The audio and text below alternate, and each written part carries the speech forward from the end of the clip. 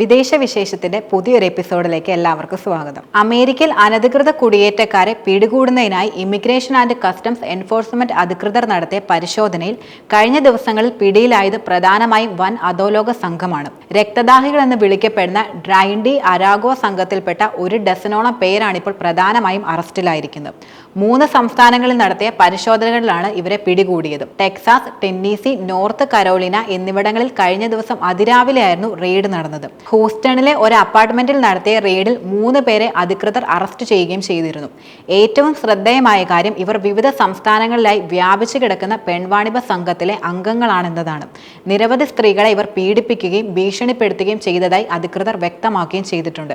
ഇതിന് തൊട്ടു മുമ്പ് വെനസ്വേലയിൽ നിന്ന് അമേരിക്കയിലേക്ക് സ്ത്രീകളെ കൊണ്ടുവന്ന് പെൺവാണിഭം നടത്തിയിരുന്ന 8 പേരെയും പിടികൂടുകയുണ്ടായി. ഈ സ്ത്രീകളിൽ പലരെയും വിമാനമാർഗം എത്തിച്ചതിന്റെ പണം നൽകണമെന്നാവശ്യപ്പെട്ടാണ് അധോലോക സംഘം പ്രധാനമായും ഭീഷണിപ്പെടുത്തുന്നത്.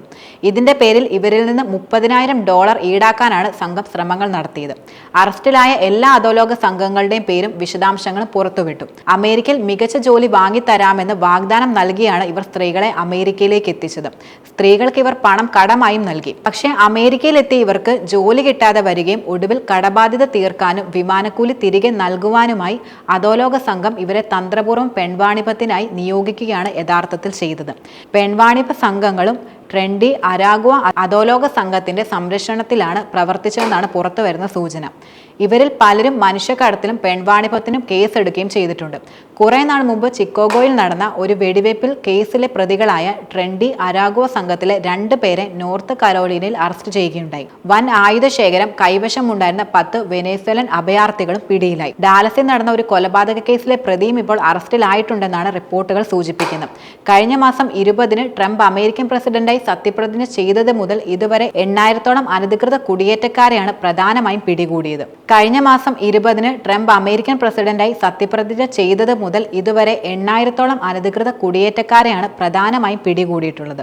വെനസ്വേലക്കാരായ അഭയാർത്ഥികളെയും അധോലോക സംഘങ്ങളെയും ഏറ്റെടുക്കാൻ വെനസ്വേല സർക്കാർ തയ്യാറാണെന്ന് ട്രംപ് തന്നെ ഈയിടെ തുറന്നു പറഞ്ഞിരുന്നു. വെനസ്വേലയിലെ ഒരു ജയിലിൽ രൂപം കൊണ്ട ട്രെൻഡി അരാഗോ എന്ന അധോലോക സംഘം അമേരിക്കയുടെ വിവിധ ഭാഗങ്ങളിലേക്ക് കടന്നു കയറുകയായിരുന്നു യഥാർത്ഥത്തിൽ.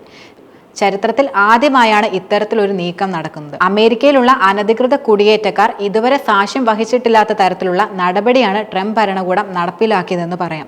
US സൈന്യത്തിന്റെ C-70 വിമാനത്തിലാണ് ഇന്ത്യ അടക്കമുള്ള രാജ്യങ്ങളിലേക്കുള്ള നാടുകടത്തൽ നടപ്പിലാക്കുന്നത്.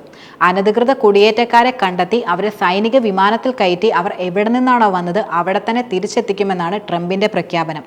അമേരിക്കൻ എയർലൈൻസ് വിമാനത്തിൽ ഫസ്റ്റ് ക്ലാസ് ടിക്കറ്റ് എടുത്തു നൽകുന്നതിന്റെ 5 ഇരട്ടി തുക ചിലവാക്കിയാണ് ഓരോ അനധികൃത കുടിയേറ്റക്കാരെയും ഗ്വാട്ടിമലയിലേക്ക് തിരിച്ചയച്ചതെന്നാണ് റിപ്പോർട്ടുകൾ സൂചിപ്പിക്കുന്നത്. ചാർട്ടേഡ് വിമാനത്തിൽ ഇവരെ നാട് കടത്തുന്നതിലും ചെലവേറിയതാണ് സൈനിക വിമാനം ഉപയോഗിച്ചുള്ള നടപടിയെന്നും റിപ്പോർട്ടുകൾ സൂചിപ്പിക്കുന്നുണ്ട്. ഈ പ്രാവശ്യത്തെ നാടുകടത്തൽ നീക്കത്തിന്റെ സൈനിക വിമാനങ്ങൾ തന്നെ ഉപയോഗപ്പെടുത്താനാണ് ട്രംപ് കൈക്കൊണ്ടിട്ടുള്ള തീരുമാനം. വൻതോതിലുള്ള അനധികൃത കുടിയേറ്റമാണ് അമേരിക്കയിലേക്ക് നടക്കുന്നതെന്നാണ് കണക്കുകളെല്ലാം സൂചിപ്പിക്കുന്നത്. കോവിഡ് മഹാമാരിക്ക് ശേഷം ലോകമെങ്ങും കുടിയേറ്റം വൻതോതിൽ വർദ്ധിച്ചിട്ടുണ്ടെന്നും വിദഗ്ധർ ചൂണ്ടിക്കാട്ടുന്നുണ്ട്. രേഖകളില്ലാത്ത കാൽനടയായി അമേരിക്കൻ അതിർത്തി കടക്കാൻ ശ്രമിക്കുന്നവരുടെ എണ്ണവും കാര്യമായി വർദ്ധിച്ചിട്ടുണ്ട്. കഴിഞ്ഞ കുറെ വർഷങ്ങളായി ഇത്തരത്തിൽ അനധികൃതമായി എത്തുന്നവരുടെ എണ്ണം വർദ്ധിച്ചു വരികയാണെങ്കിലും അടുത്തിടെ വൻ കുതിച്ചുകയറ്റമാണ് ഉണ്ടായിട്ടുള്ളതെന്നും US കസ്റ്റംസ് ആൻഡ് ബോർഡർ പ്രൊട്ടക്ഷന്റെ കണക്കുകളിൽ നിന്നും വ്യക്തമാകുന്നുണ്ട്.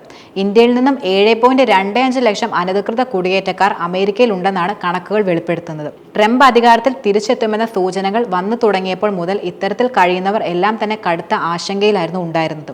അമേരിക്കയിലേക്ക് അനധികൃതമായി എത്തുന്നത് കർശനമായി തടയുമെന്നും അനധികൃതമായി തുടരുന്നവരെ കണ്ടെത്തി നാടുകടത്തുകയും ചെയ്യുമെന്ന നിലപാടാണ് ട്രംപ് കൈക്കൊണ്ടത്. അതിനാൽ തന്നെ പിടിക്കപ്പെടുകയും നാടുകടത്തുകയും ചെയ്യപ്പെടുമെന്ന് ഇന്ത്യക്കാരായ അനധികൃത കുടിയേറ്റക്കാരടക്കം നേരത്തെ തന്നെ മനസ്സിലാക്കി വെച്ചിരുന്നു.